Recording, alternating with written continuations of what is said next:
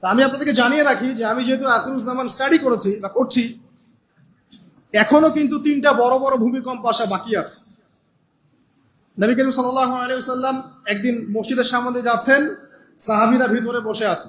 সাহাবীরা কোন একটা বিষয়ে কথোপকথন করছেন। নবী করিম সাল্লাল্লাহু আলাইহি ওয়াসাল্লাম জিজ্ঞাসা করলেন, তোমরা কি নিয়ে কথাবার্তা বলছো? সাহাবীরা বললেন যে আমরা কিয়ামতের আলামতগুলো নিয়ে কথা বলছিলাম। তখন নবীজি বললেন সাল্লাল্লাহু আলাইহি ওয়াসাল্লাম, 10টা আলামত আসার আগে কিয়ামত হবে না। কয়টা আলামত? 10টা। এই 10টা আসার আগ পর্যন্ত কিয়ামত হবে না, নিশ্চিন্ত থাকতে পারেন। কিন্তু এই 10টা কবে চলে আসবে এর কোনো গ্যারান্টি আছে? নাই। তার প্রথমটা হচ্ছে দাজ্জাল, মাসিহুদ দাজ্জাল মানুষের রূপে বের হবে। 2, ঈসা ইবনে মারইয়ামের আগমন। নবী ঈসা আলাইহিস সালাম আসবেন এবং তার হাতে দাজ্জাল নিহত হবে। কোথায় নিহত হবে সেটাও বলে দেওয়া আছে, প্যালেস্টাইনের বাবেলুদ নামক জায়গায়, যে জায়গাটা অলরেডি প্রস্তুত। 3 নাম্বার হচ্ছে দাব্বাতুল আরদ, জমিন থেকে একটা অদ্ভুত প্রাণী বের হবে যে মানুষের সাথে কথাবার্তা বলবে। এটা হাদিসে আছে কিন্তু, তা আমরা এখন নিঃসন্দেহে 90% মানুষ বিশ্বাস করবে না।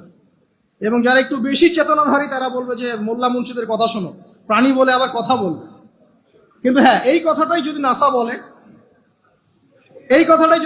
বলে, যে হ্যাঁ একটা প্রাণী আছে পৃথিবীর গভীরে, সে অচিরেই বের হবে এবং কথা বলবে, দেখবেন সবাই বিশ্বাস করছে। দেখেন চিন্তাগত শিরক। দেখেন যখন আমরা ওইসব মিডিয়া থেকে কোনো কথা আসে, আমরা নিশ্চিন্তে নির্দ্বিধায় বিশ্বাস করি। আল্লাহ পাক হাদিসে বলছেন, নবী হাদিসে বলছেন দাব্বাতুল আরদ বের হবে, মানুষের সাথে কথাবার্তা বলবে। মানুষ বিশ্বাস করতে চায় না। আর কি? ধোঁয়া। এই ধোঁয়ায় আকাশ ছেয়ে যাবে, ধোঁয়া দিয়ে আকাশ ছেয়ে যাবে।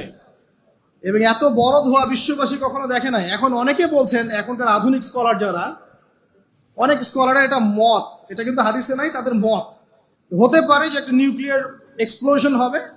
সারা ওয়ার্ল্ড তো এখন নিউক্লিয়ার যুদ্ধের সামনে দাঁড়িয়ে আছে, তখন হয়তো বা ধোঁয়ায় পুরো বিশ্ব ছেয়ে যেতে পারে। এটা তাদের মত। এটা হতেও পারে, নাও হতে পারে। হওয়ার সম্ভাবনা কিন্তু আছে, উড়িয়ে দেওয়া যাচ্ছে না। ঠিক আছে? 4টা। 5 কি? 5 হচ্ছে ইয়াজুজ আর মাজুজ। ইয়াজুজ আর মাজুজ এই প্রকৃতি বের হবে, এরা কিন্তু আদম সন্তান এবং তারা পৃথিবীর পানি খেয়ে শেষ করে ফেলে দিবে। তারপর এই যে 6, 7, 8 এই 3টা হচ্ছে 3টা বড় বড় ভূমিকম্প, যেটা বলতে গিয়ে মেজে আসে। যে 3টা ভূমিকম্প এখনো আসা বাকি আছে। নবীজি বলেছেন একটা পৃথিবীর পূর্ব দিকে হবে। পূর্ব দিক কোন দিক? এই যে Indonesia, Malaysia, Bangladesh, Pakistan, Myanmar, আপনার শ্রীলঙ্কা, এই পুরো কন্টিনেন্ট পূর্ব দিক, পৃথিবীর পূর্ব দিক। কোন কান্ট্রি এটা তো বলা হয়নি, পূর্ব দিক বলা হয়েছে। এবং এখানে ভূমিকম্প বলা হচ্ছে না, বলা হচ্ছে ভূমি ধসে যাবে, মানে পুরো ভূমিটা নিচে চলে যাবে।